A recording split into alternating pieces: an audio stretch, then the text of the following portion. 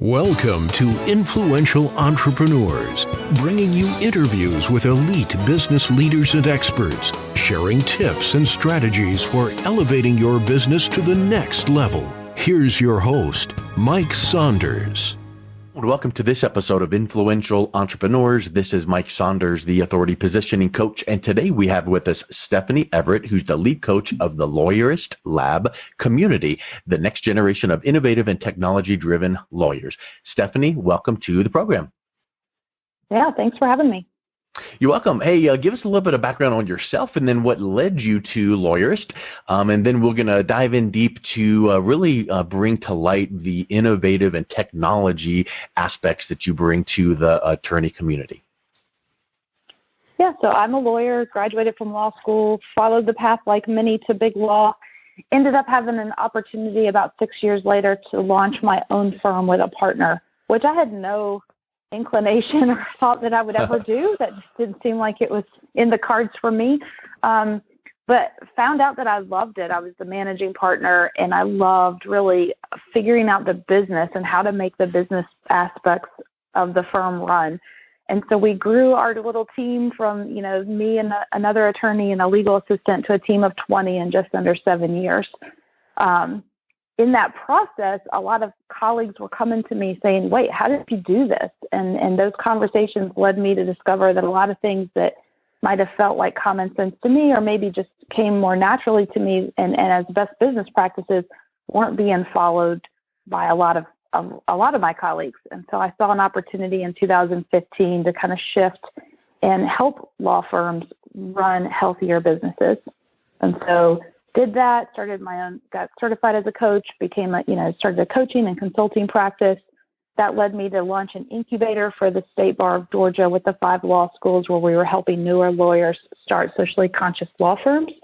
And then I hooked up with the guys from Lawyerist, and, Sam and I spoke at a conference together. We had dinner, and next thing you know, I had a new job. Right? How most jobs work. Yeah, it's neat how things work. And, hearing that short synopsis, it's obvious that if you came directly to Lawyerist, it would not have been as effective because you needed to learn your lessons, good and bad. You grew the firm from 7 to 20, and that's wonderful. But I'm sure in that growth trajectory were some tough battles. And then from that, you're going, hey, here's the lessons I learned. And then another thing is, and I know this sounds so cliche, but you probably can really resonate with this. In law school, just like medical school, just like all of these top professions, they don't really give you classes on how to build and run your own business should you open one. So, that you might have gotten half of a, semester or a chapter in a book on running or starting, but it's in one ear and out the other. And so I think it's not surprising to me to hear some of your colleagues going, how did you do it? And then when you told them, to have most of them not know or not be able to do that. So having that support and having this community, I feel like is really, really timely.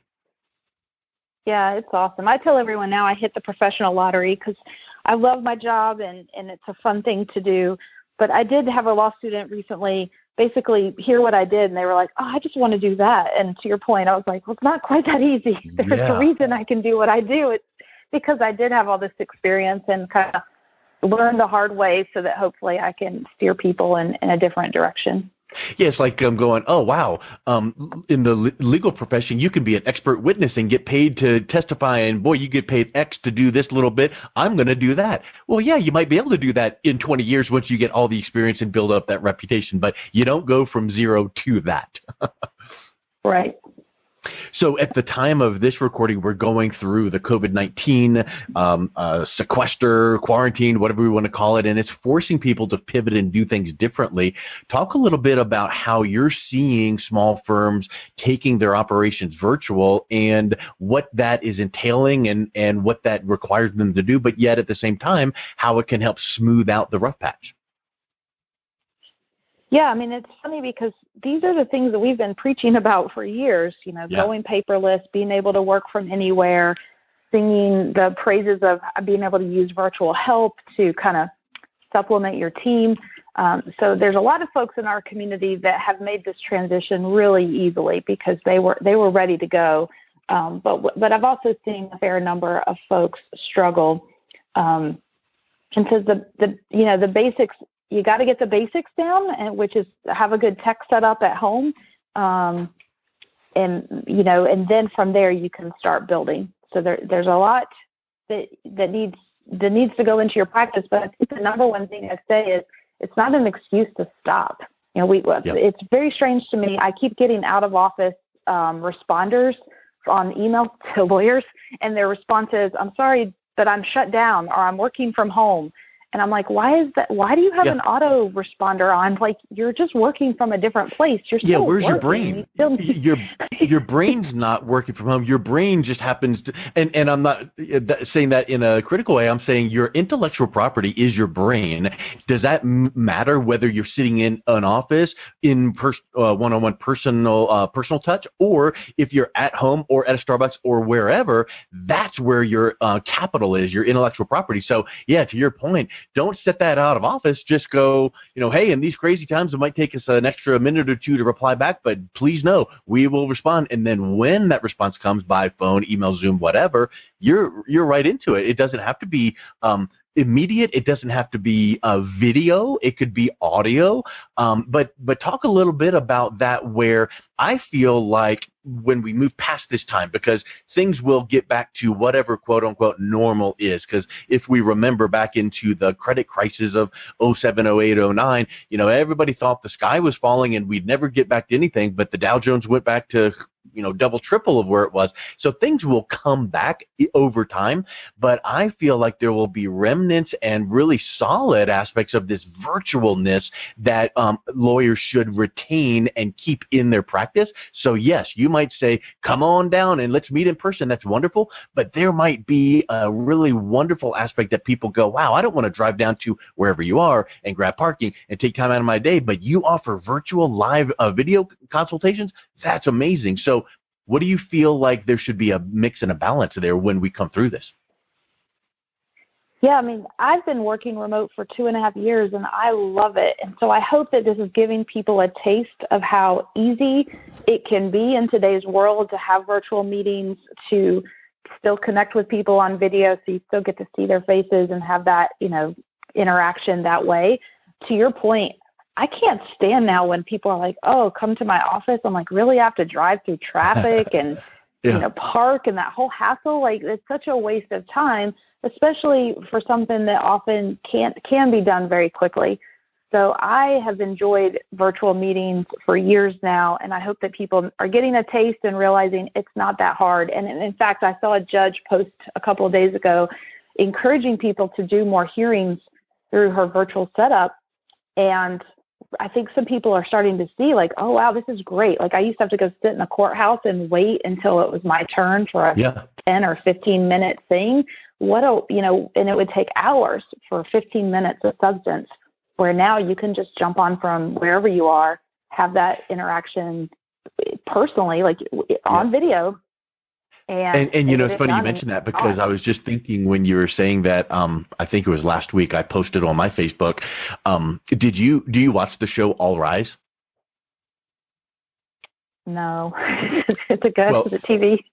It was really neat because, of course, who knows when shows tape their shows and whatnot, and then obviously a lot of these top shows that we see, they're not going to be coming back next season because it's all action based and you're not going to be able to get it. But it was so interesting that All Rise is focused around this judge and all of the courtroom proceedings. But this episode last week was 100% them on Zoom boxes saying, isn't this quarantine crazy? And so in other words, they did the whole show, real time, what's going on now. And then they were doing exactly what you said, hey, here's this, proceeding that needs to happen, and let's just do it. And they were like, should we, could we, can we? And it was just really neat to see that. And I think that's where all of us, business, attorneys, it doesn't really matter. I think that we're going to be able to take from this time the aspect of being virtual.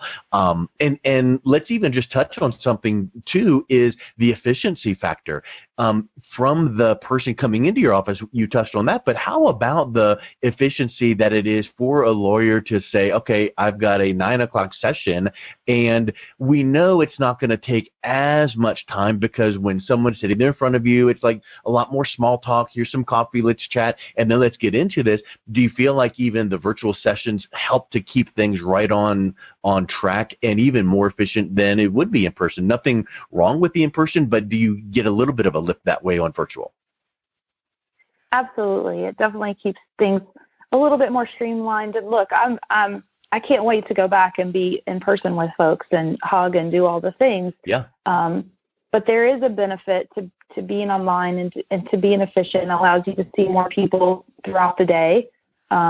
And then think about it from the client's perspective too, that, if they were in a position before where they had to maybe take off work or get childcare or, all the arrangements they have to make just to come and have a meeting with you, it takes a lot of that headache away from them as well. So I think you should continue to offer this virtual meetings even when the world's opened back up, because it's just a smart thing to do. It's a client-centered thing to do, which is what we preach in our community all the time, is take it from the client's perspective as well, and what would make their life easier, And unfortunately, for lawyers, like places like Uber and Amazon make things really easy, and so that's the benchmark that we're being held to now. Like, we are expected to make things as easy as they do, and we're sometimes that's hard for us because we're a little bit behind the times when it comes to tech and innovation as a profession. Yeah. Hey, let's shift over to virtual/online. How does that translate into some marketing? Because way back in the day, there was this really big, thick book with yellow pages, and you'd put an ad in it, and people would flock to you. In fact, I interviewed someone recently that talked about your one-page, one-day marketing plan, which was sitting down with the Yellow Pages ad person going, here's this year's ad, this looks good, let's change that, and done. Now you don't think about marketing the whole year because everyone came to you because of the Yellow Pages. That's long gone, but let's talk a little bit about how lawyers can pick up business, be visible online, and of course we could talk for 4.5 days on this one point alone, but what are some top tips that you're advising your group in your Lawyers Lab to do? Yeah, so, agree that the way people find you, way people go to find information and find help has changed. They don't go to the Yellow Pages. They usually go to Google. And so that obviously means where we need to be changes as well. Where I tell everyone to start is with your ideal client. And you need to figure out who that person is. Like, what's the type of person you're trying to attract into your practice, because that looks very different for all the different practices.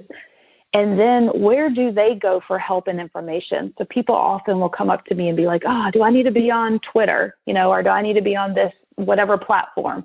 And my answer is always the same, right? It depends. Where are the people you're trying to attract? Because if I'm your ideal client, if you're trying to attract, Stephanie Everett, you don't need to be on Twitter, because while I have a Twitter handle, I don't really understand it. And I just go there when I get a notification that someone tagged me to see, is that a thing I need to pay attention to? Like, I just don't get it, and I just don't like to hang out there, but I'm really comfortable with Facebook, and I interact there all the time. So, if I'm your ideal client, guess what? You can probably ignore Twitter unless you want to be on the platform. Facebook might be more valuable for you. So I think sometimes as lawyers, we tend to just look at what everyone else is doing, or we read about things and we think, I got to go do this thing, or I need to do this. And now I'm hearing, do I need to be on TikTok or whatever the latest thing is? And it's always remind everyone, back down before you get to tools. You got to have a strategic plan in everything you do with your business, including your marketing. And that strategic plan starts with who is it that you're trying to attract? Where do they go for help and information? And then that's going to drive where you need to go to put that information that will then eventually lead them to you. Yeah, that's a huge, huge point. And when I do presentations, I say something to the effect of, it's like the, ready, aim, fire. But people get it backwards. They go ready, fire, fire, fire, aim maybe. and they just go in 20 directions, and they're just spray and pray, shotgun approach, and hoping that something comes up. And that's the worst type of approach you can possibly do. So know what your competitive advantages and your true differentiators to your prospects, because when you do connect with them, you need to know how to communicate that. But more importantly, where are they? Online and offline. And to your point, let's say that you were selling, I don't know, skateboards. Would you put an ad in Prevention Magazine or Reader's Digest? No, because nobody that wants a skateboard is reading that. So the same kind of thing. Figure out where your prospects are. And how do you do that? Wow, it's this really top secret way that you figure out this knowledge, which is you do a little bit of research. You ask some people, you talk to some people. Maybe you call up your last few clients and just kind of reconnect and, hey, how's it going? And hey, quick question. What are your favorite what are your favorite social media? Is it Facebook or Instagram? And do a little bit of tiny research. Do you have to call 10,000 people? No, but if you call 10, you'll get a good snippet of where your client base was coming from. And then, focus on that. Should you be on all the social medias or 4 or 6 or 7? Pick one. And just stay consistent. And then when that gets really easy, maybe add another one in there, but it's all based on that where your clients and your prospects are. That's huge. Have you come up with a way, or do you have some tips on how to figure out where your prospects and your audience lives online and social? Yeah, the easiest way is, to your point, you just ask them. They'll tell you, which is good information. I think most people do have a sense, but we like doing that field research. But then, what we teach is how to dig down and not just say, where are you, hanging out, if it's Facebook or whatnot, but where are you going for information, and recognizing that different people go to different sources at different stage in their problem-solving journey. And so that's kind of getting to the next level, right? Okay, now we know who our ideal client is, and then we start thinking about what's their client journey, because they go through a process of figuring out what kind of problem do they have. And then, you might, for example, if you do family law, somebody might be Googling, how do I know if my spouse is cheating on me? Well before they're thinking about which divorce attorney they want to hire. Yes. But a lot of times our marketing tends to focus on the very bottom of that funnel, like hire me over this other guy, where we have a real opportunity to start to give people information and develop a relationship with them. People hire who they know, trust, and respect. So there's a way in our marketing materials that we can give them that information, allow them to get to know us, and kind of lead them down to a path where they eventually, it's the obvious choice that they want to hire us. But so many lawyers kind of just focus in the wrong part of the funnel. Yeah, we could go for hours on that one point alone, because you're one of the few people I ever talk to that know that or say that. The buyer's journey. I teach marketing at a few universities, and it's a thing. It's a marketing thing. It's a strategy. The buyer's journey, and what is that buyer's journey? And it could be slightly different for each lawyer based on your area of practice. Because, like you said, a divorce attorney isn't going to necessarily go Google best divorce attorney, because they might not be at that point yet. So they're not at the buy keyword, like best price for Reebok sneakers. They're doing things way before that. In fact, it reminds me, have you ever read the book called ZMOT, Z-M-O-T?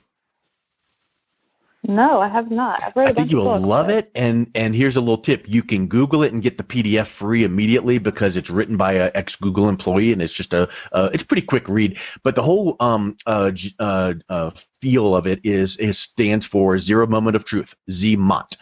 It used to be, back in the old days, the moment of truth was you'd go buy a car and go to the lot and have 9 salespeople flock on you and give you brochures, and you'd leave and go, okay, let me decide on what car this is, let me go test drive, and okay, I'm going to buy this. And the moment of truth is, how do I like the car?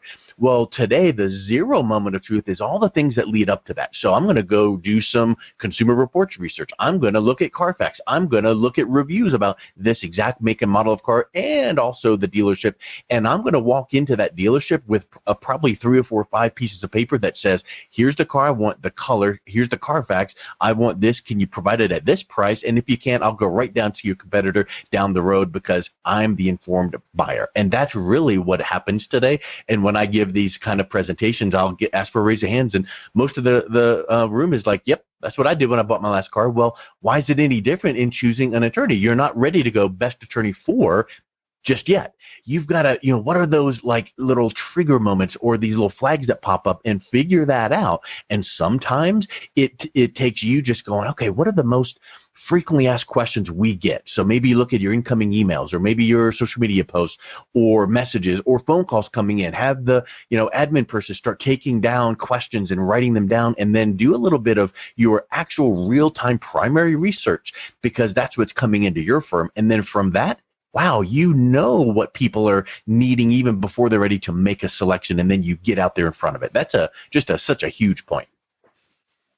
Yeah, love all that. And yeah, it just points out that a lot of lawyers sort of approach their presence on these different platforms, unfortunately, just the wrong way, because they are just about buy. And so that's what I enjoy working with people, figuring out, and I'm sure you know this as well. If you can describe someone's problem in a way that they read it or they hear it and they think, oh my gosh, this person just knows me. Like, how do they get in my head and they're describing exactly what I'm thinking or feeling right now? Then they just assume that you also can solve the problem for them.